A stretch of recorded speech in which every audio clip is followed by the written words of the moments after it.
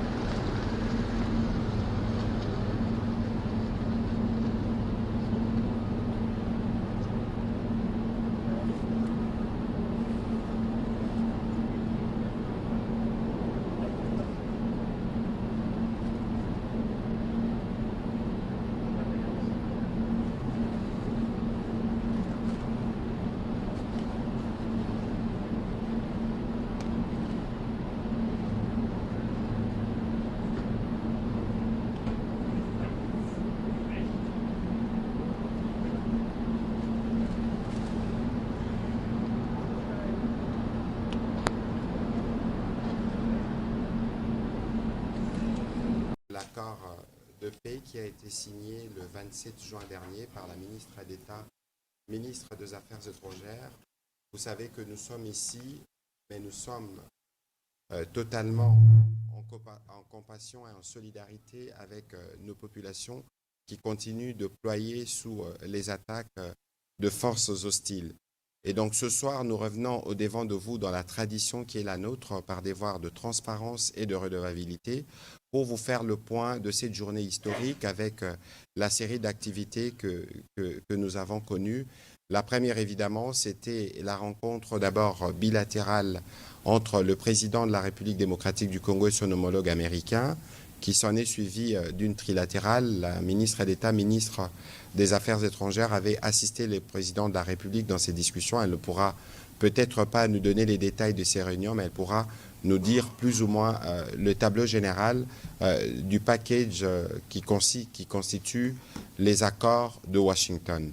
Vous aviez suivi en avril dernier, il y avait la déclaration de principe, il y avait l'accord proprement dit qui a été signé, mais à côté de cet accord, il y a ce qu'on appelle le cadre d'intégration économique régionale, parce que souvenez-vous de ce que nous disions lundi, le principe de l'accord de Washington, c'est de traiter principalement deux sujets, la sécurité et les sujets économiques. C'est à ce titre que nous avons le privilège d'avoir le gouverneur de la Banque centrale, mais ce n'est pas sous cette qualité qu'il interviendra au cours de cet exercice de redevabilité. Il sera là comme principal négociateur dans les cas de travaux pour la création du cadre d'intégration économique régionale.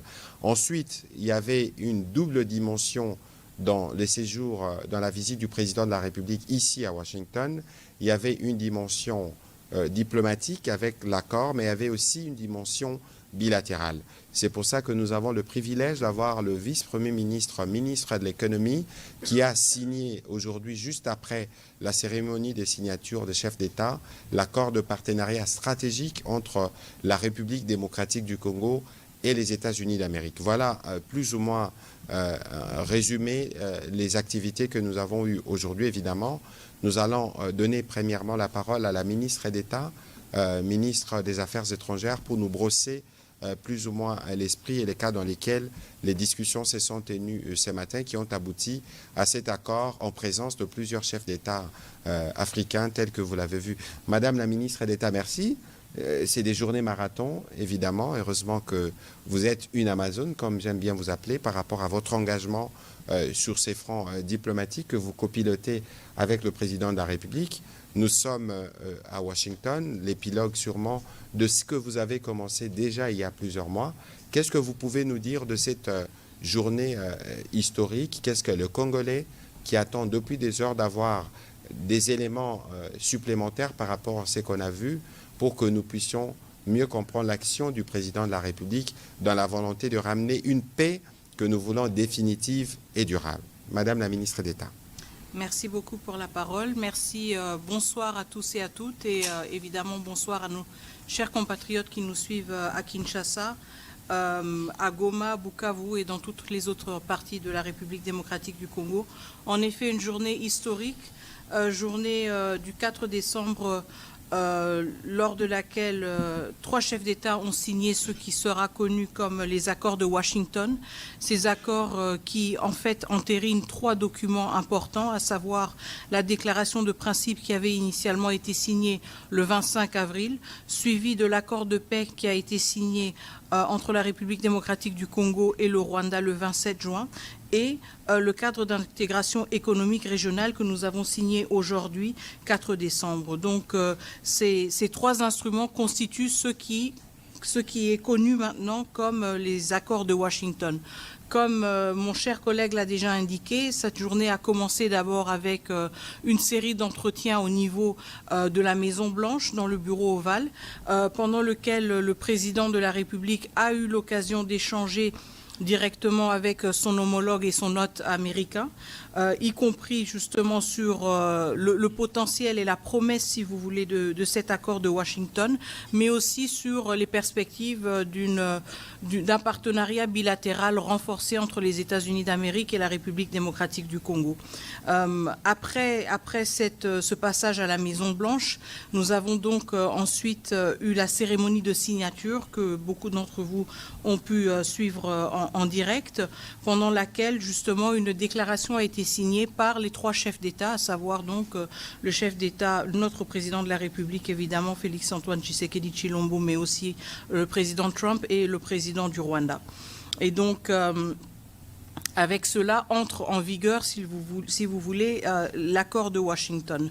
Je pense que ce qui est important à retenir aujourd'hui, c'est que cet accord englobe plusieurs instruments et reflète aussi une longue marche, si vous voulez, une longue séquence d'efforts diplomatiques qui n'ont pas commencé en avril, mais bien avant, à commencer par la résolution 2773 qui a été adoptée au niveau du Conseil de sécurité à l'unanimité et qui, si vous voulez, a jeté... Côté du gouverneur Ouamesso, mais je rappelle que vous n'intervenez pas comme gouverneur de la Banque centrale du Congo, mais plutôt comme un des experts de la République démocratique du Congo, spécifiquement pour ce qui concerne le cadre d'intégration économique régionale. Vous savez tous, l'accord, j'en parlais tout à l'heure, l'accord du 27 juin avait principalement 2 points, la question de la sécurité, mais aussi la question économique. Et sur cette question économique, M. Ouamesso, beaucoup de choses ont été dites, notamment qu'on bradait nos minerais pour le Rwanda, mais la question principale, c'est qu'on veut ramener les développements, on veut ramener l'économie pour nos populations.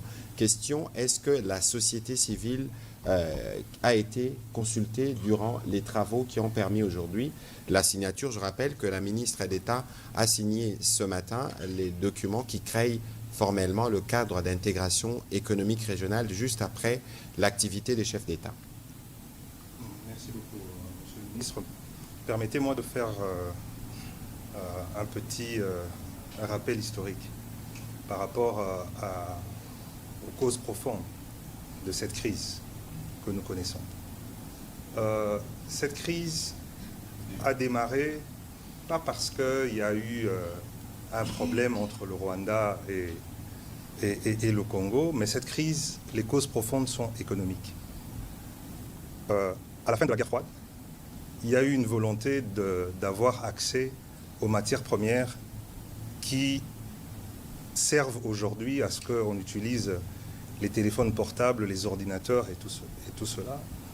Et il eût fallu à l'époque que le Zaïre puisse privatiser ces entreprises minières qui étaient essentiellement étatiques. Et vous savez que nous avons une conférence nationale souveraine où les 2 grandes forces, même si elles étaient opposées politiquement, je rappelle, donc l'Union sacrée, conduite par le docteur Étienne Tshisekedi, et la mouvance présidentielle ont toutes les deux, ces grandes forces, refusé la privatisation, même s'ils étaient opposés politiquement.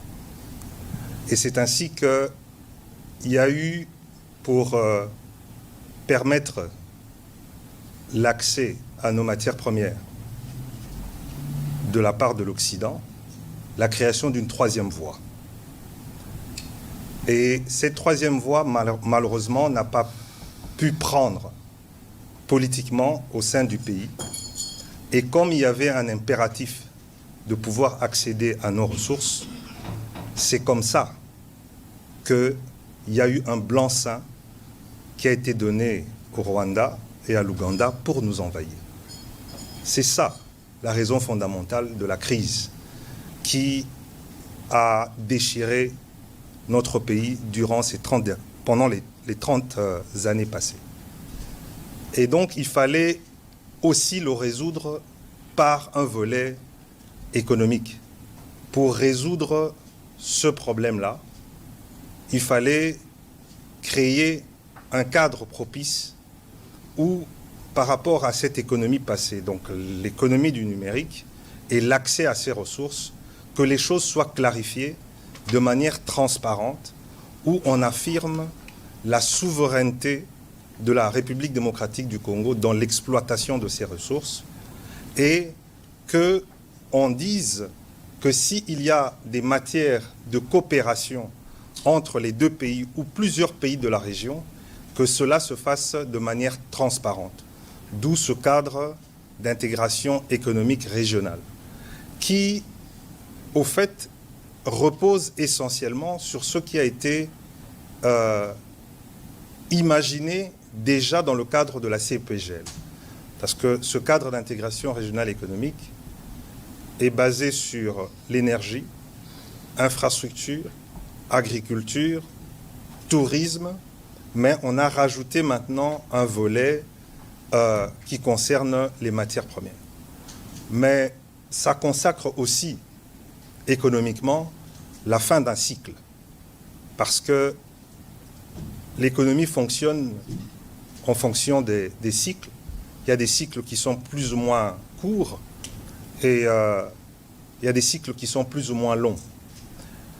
Et il y a la fin d'un cycle maintenant qui marque la fin d'une économie du numérique telle que nous l'avons connue hier. Et il y a un nouveau cycle qui démarre. Et ce cycle-là marque l'économie du futur, l'économie verte, où les mêmes matières premières stratégiques se retrouvent au Congo. Et c'est pour ça qu'il y a deux volets.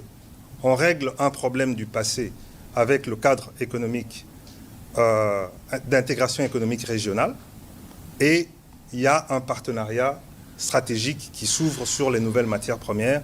Et là, c'est du bilatéral directement, alors que ça ne s'est pas fait par le passé, où on négociait nos matières premières sans nous.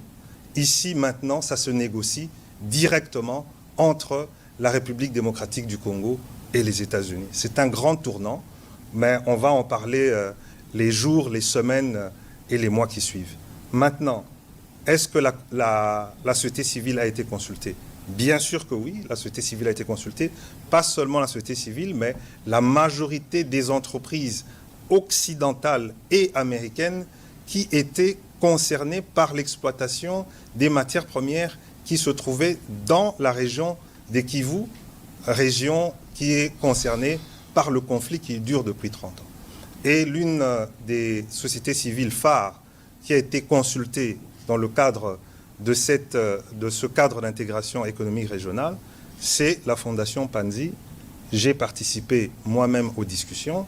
Il y avait Global Witness, il y avait Human Rights Watch, il y avait The Sentry, des organisations de la société civile qui ont toujours eu un regard très critique par rapport à ce qui se passe dans l'est de notre pays et qui ont emmené au fait leurs remarques pour que ce cadre d'intégration régionale économique se fasse d'une manière transparente où les choses ne pourront plus échapper au fait aux populations locales. Et je dois préciser une dernière chose, c'est que ce cadre d'intégration économique régionale ne peut entrer en vigueur que s'il y a un retour total de la paix dans nos régions. Voilà. Voilà, merci. Monsieur le vice-premier ministre, ministre de l'économie, il y avait une dimension bilatérale durant cette mission du président de la République. C'est justement l'accord du partenariat stratégique entre la RDC et les États-Unis qu'on appelait il y a quelques semaines le deal. Qu'est-ce que vous pouvez nous en dire sommairement de ce qui a été convenu avec la partie américaine au sujet justement des opportunités économiques et des relations économiques qui doivent être dorénavant renforcées? Merci bien. Donc, je pense qu'il faut d'abord noter la symbolique. La symbolique, c'est que ce qui s'est passé aujourd'hui s'est passé à Washington, D.C. Et le résultat que l'on a vu aujourd'hui, c'est essentiellement aussi grâce à la détermination du gouvernement américain, de son président, le président Donald Trump. Comme vous avez bien dit en introduction, à part ce cadre ou ces documents qui ont été signés entre la République démocratique du Congo et le Rwanda, il y a également eu, juste après cette cérémonie, dans une autre salle, peut-être loin de la plupart des caméras, une cérémonie de signature de 2 autres documents. Le plus important ici, c'est de noter que la relation entre le gouvernement américain et le gouvernement congolais a pris une autre dimension. Nous avons signé un accord de partenariat stratégique. Qui dit partenariat stratégique dit un niveau élevé de confiance politique entre les 2 gouvernements, avec des objectifs de long terme qui s'alignent tant du point de vue des relations économiques que du point de vue des questions de défense et de sécurité. Jusque-là, les relations économiques entre nos 2 pays étaient régies par un accord de protection, de promotion et de protection réciproque des investissements, conclu en 1984. Donc on va donc dire qu'on est passé d'une catégorie à une autre parce qu'on est aujourd'hui des partenaires stratégiques sur les questions économiques et de commerce, sur les questions de défense et de sécurité, sur des questions de sciences et de technologie, sur également des questions institutionnelles et de gouvernance. Et les questions institutionnelles et de gouvernance sont liées notamment à ce que nous envisageons de faire dans le domaine économique.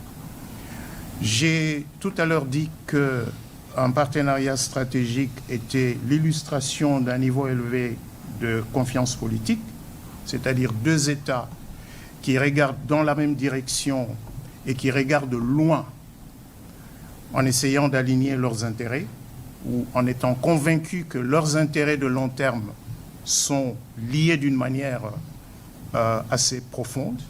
Ici, ne nous voilons pas la face.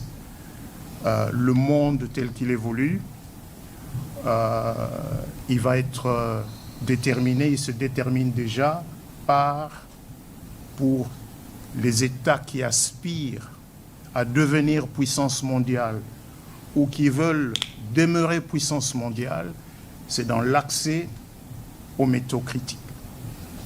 Et la République démocratique du Congo est un réservoir de ces métaux critiques, est un réservoir des matières premières qui détermine aujourd'hui le niveau de puissance militaire, le niveau de puissance économique du point de vue de la haute technologie. Donc, en même temps que la relation entre la République démocratique du Congo et le Rwanda est censé prendre une forme plus paisible, une forme de prospérité partagée. Il est également important pour celui qui a été le parrain et qui voit un intérêt à sécuriser son accès aux métaux critiques, aux minéraux critiques qui sont disponibles en République démocratique du Congo.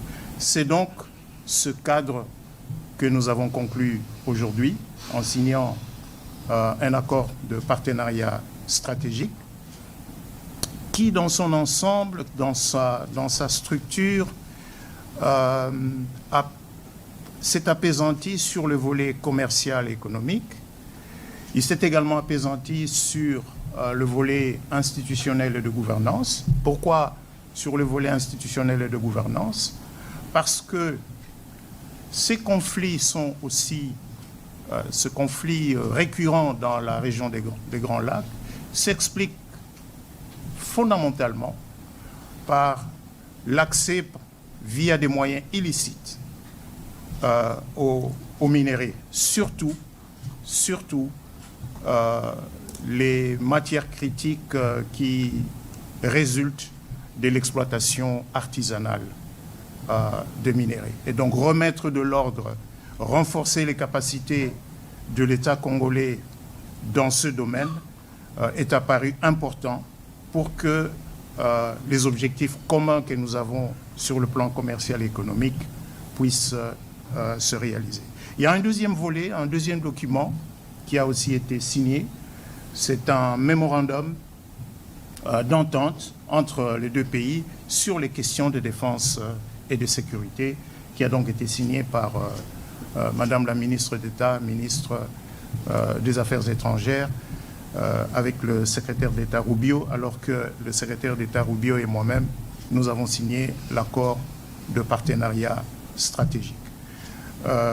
Et ce document met en place un cadre pragmatique qui va permettre d'organiser la manière dont les relations économiques entre la République démocratique du Congo et les États-Unis vont prendre forme, vont s'intensifier pour nos intérêts mutuels de long terme. C'est donc un engagement de long terme. C'est pas un troc. C'est pas un troc. C'est, je répète, deux États qui conviennent, qui ont des intérêts de long terme. Nos intérêts de long terme, c'est le développement économique, dans la paix, dans la sécurité. Les intérêts de long terme des États-Unis, c'est un accès aux ressources minérales qui sont disponibles dans notre pays, un accès qui ne prenne pas les formes actuelles de groupes armés qui pullulent effectivement et exactement dans les régions où sont disponibles les terres rares et les autres métaux critiques. Voilà, merci beaucoup, Monsieur le Vice-Premier ministre. On va prendre des questions, évidemment. On pourra répondre à quelques questions en anglais pour les journalistes qui peuvent poser des questions dans cette langue. Je souhaiterais que nous puissions être courts et précis dans nos différentes questions parce que nous avons encore malheureusement un agenda particulièrement chargé dans les cas de travaux qui se font ici. Je vais commencer par Willy Kalengai, s'il vous plaît. Par ici, s'il vous plaît.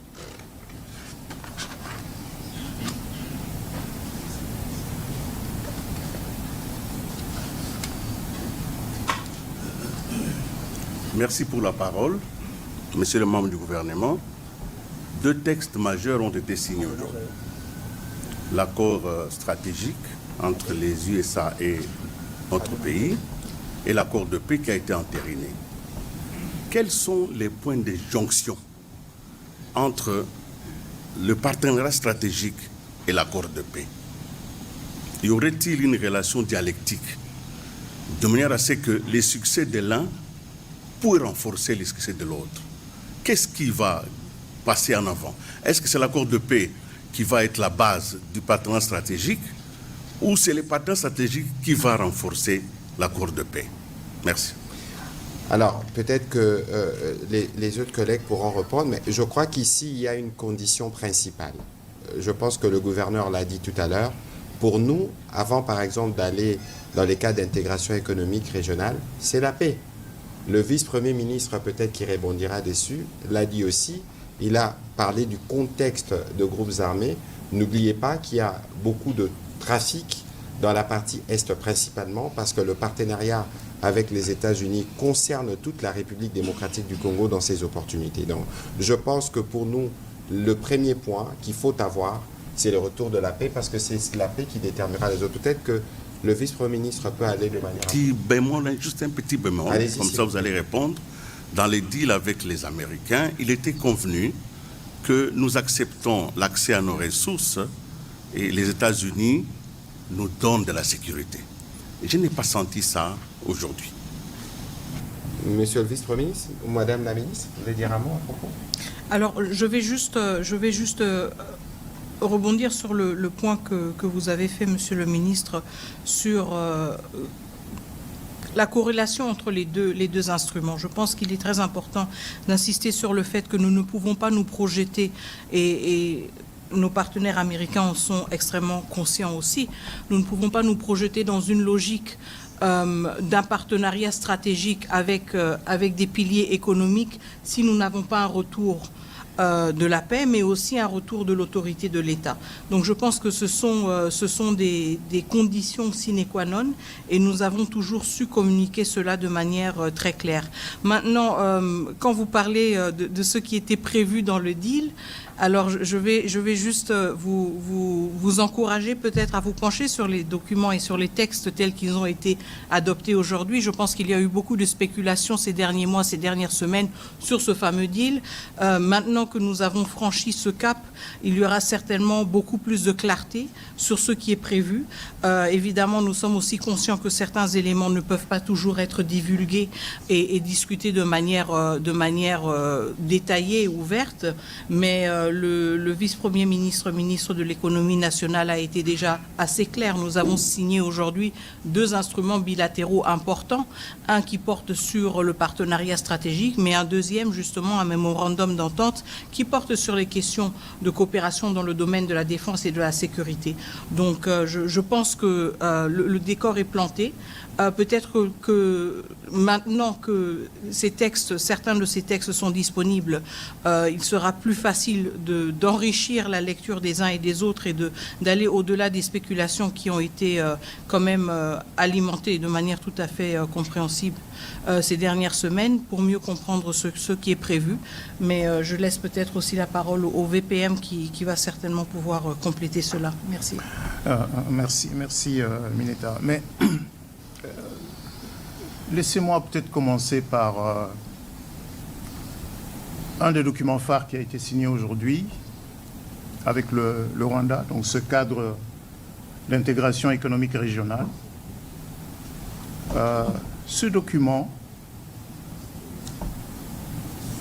a à sa fin une clause d'entrée en vigueur. Nous allons mettre en place ce cadre, mais pour que cela entre en vigueur, les conditions, c'est d'abord les éléments de sécurité, de restauration de la paix, de restauration de l'État, de l'autorité de l'État congolais sur tout le territoire national, lesquels éléments sont dans l'accord de paix signé le 27 juin 2025 à Washington, D.C. En d'autres termes, le retrait des troupes rwandaises de notre territoire. En d'autres termes, l'arrêt de l'appui apporté au M23 et aux autres groupes armés non étatiques. Ce sont là les conditions permissives pour que ce cadre d'intégration économique régionale se mette en place.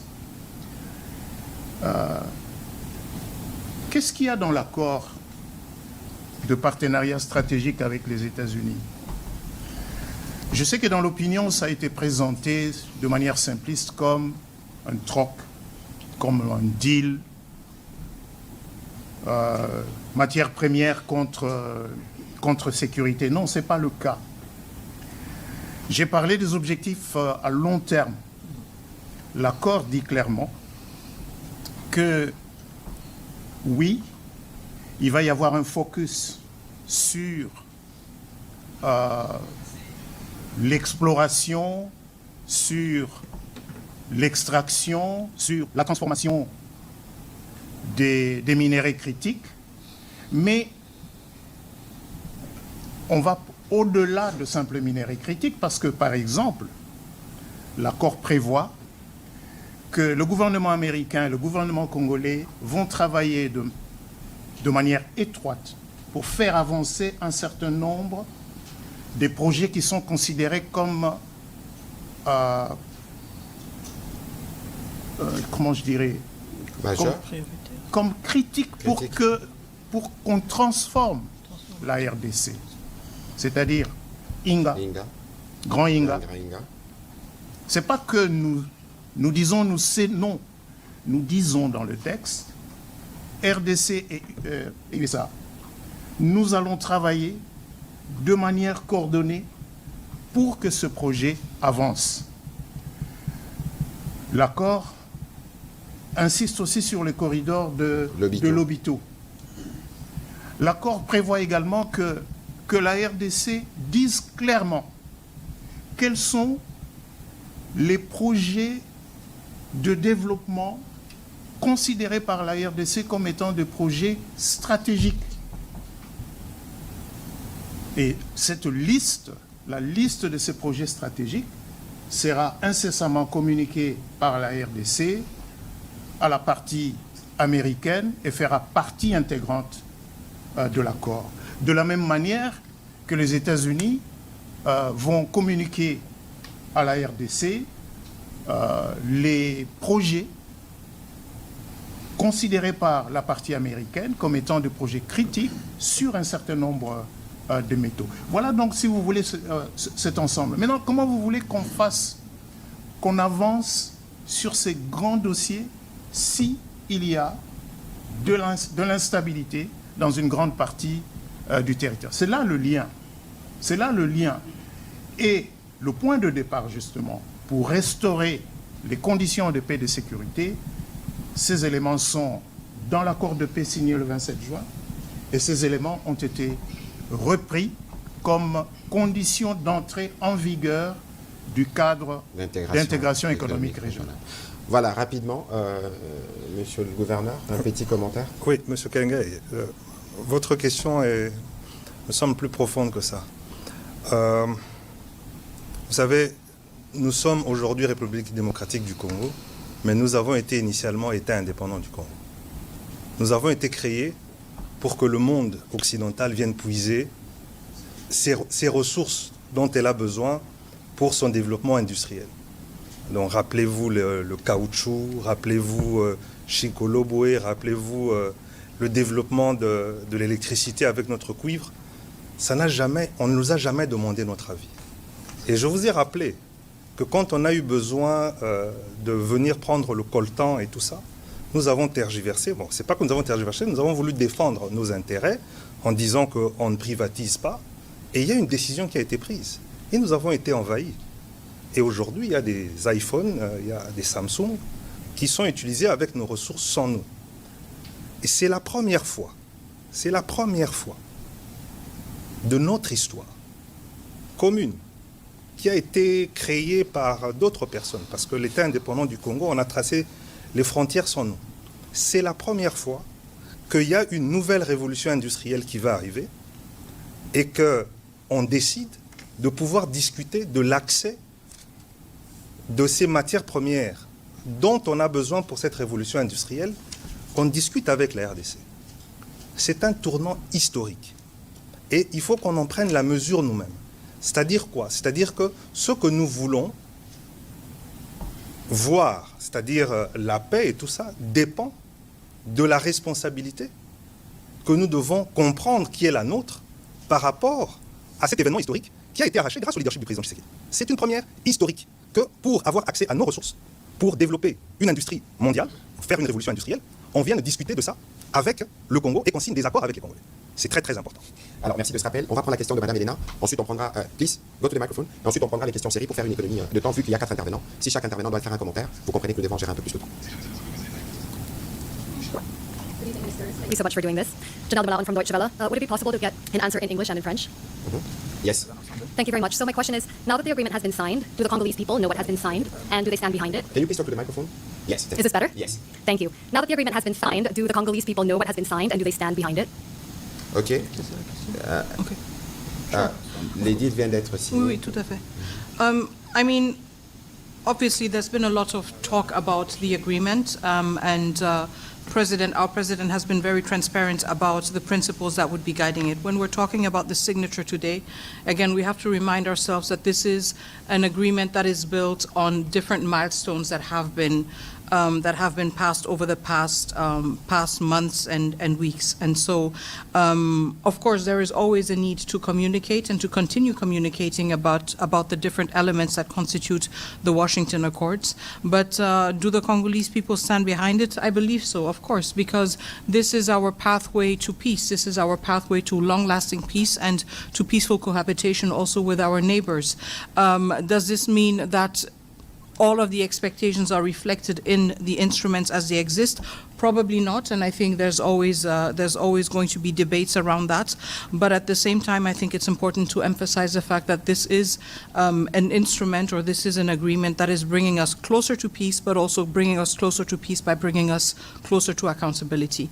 Donc, juste pour répondre rapidement à la question qui était de savoir si, maintenant que l'accord a été signé, s'il est connu par la population congolaise et si le peuple congolais appuie cet accord. Alors, est-ce qu'il est connu? Encore une fois, je reviens sur mes mots d'introduction initialement et le fait que j'ai insisté quand même sur les éléments qui constituent cet accord. Donc, il s'agit de plusieurs documents et instruments qui ont été signés ces derniers mois. Cela veut dire qu'il y a eu assez de temps, si vous voulez, pour se familiariser avec ces instruments. Il y a eu aussi beaucoup d'efforts de communication. Nous savons que nous devons continuer à communiquer sur ces accords pour justement les vulgariser davantage, surtout auprès de notre population, étant donné que le conflit nous affecte, nous, en premier lieu. Est-ce que la population congolaise est satisfaite de ces accords? Je voudrais l'espérer, évidemment, étant donné que ces accords détiennent la promesse d'une paix durable dans notre pays, mais aussi dans la sous-région. Évidemment, je pense qu'il y a des éléments que certains auraient voulu voir dans les accords et qui n'ont peut-être pas vu. Je pense qu'il y aura toujours des débats, il y aura toujours des attentes qui n'ont peut-être pas été matérialisées, mais en même temps, nous devons nous rappeler que c'est un accord qui nous rapproche de la paix, pas seulement à cause des promesses et à cause des différents éléments qu'il contient, mais à cause du caractère contraignant qui le caractérise. Merci. Voilà, merci beaucoup. On va prendre la question. Yes, please go quickly then. All right. Of course, the U.S. administration is interested in critical minerals. Is there going to be a problem accessing these minerals if those areas where those minerals are controlled by rebels? Thank you. C'est bon, toujours? Ouais.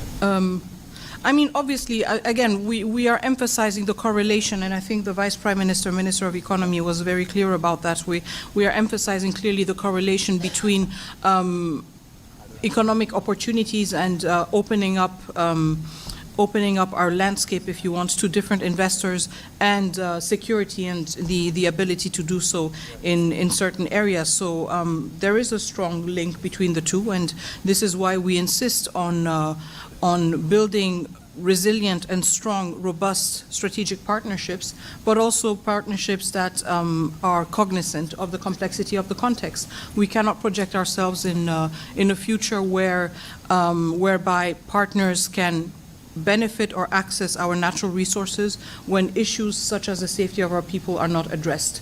And this is fundamental to any perspective of economic activity in the areas that are currently occupied by rebels. So obviously these elements go hand in hand. The return of state authority is a precondition to any economic, successful economic venture or enterprise. Ok, merci. On va prendre la question de Michael Cavana et puis je vais demander à Peter Tiani de se préparer. Allez-y, s'il vous plaît.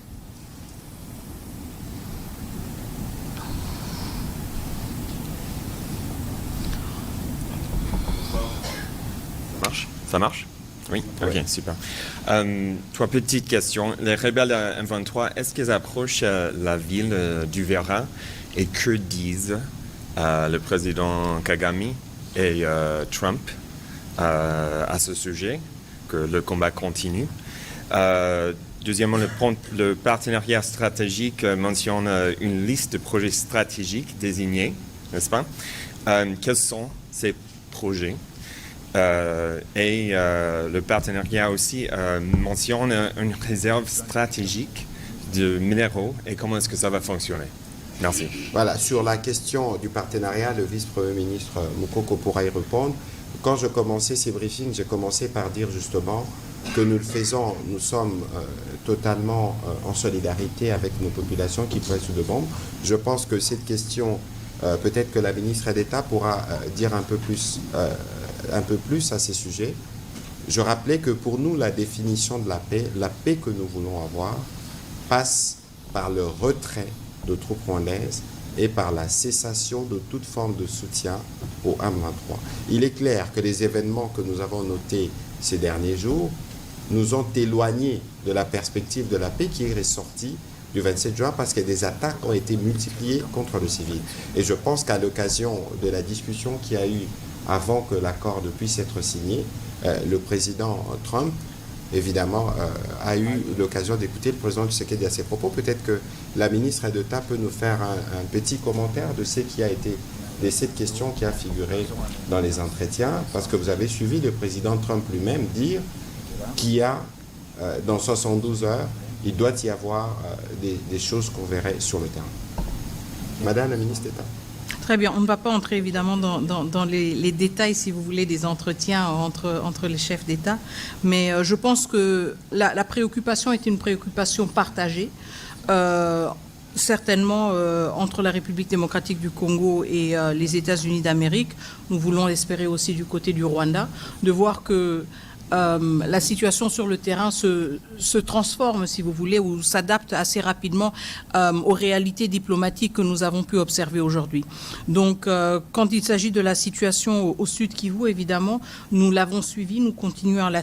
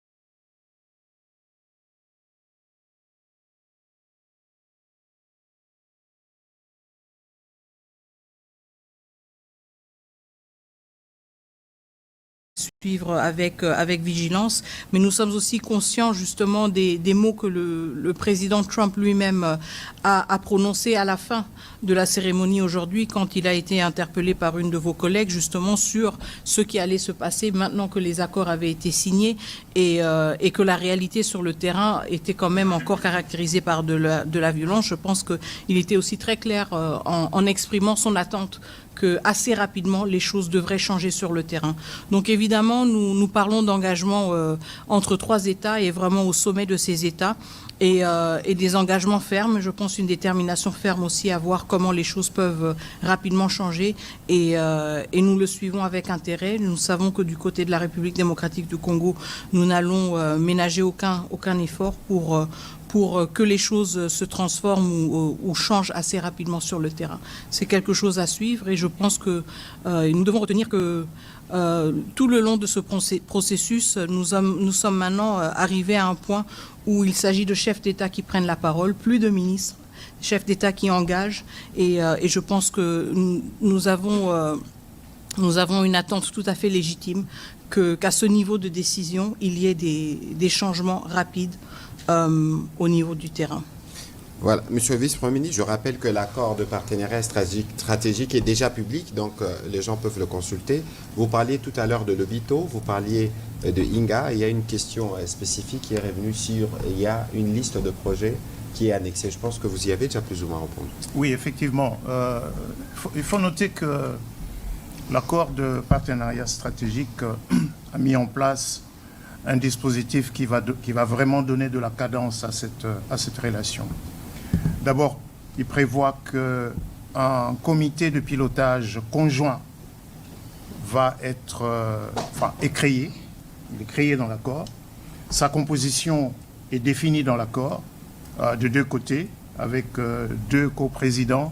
Du côté américain, le département d'État, et du côté congolais, ça va être le ministre le plus préséant entre les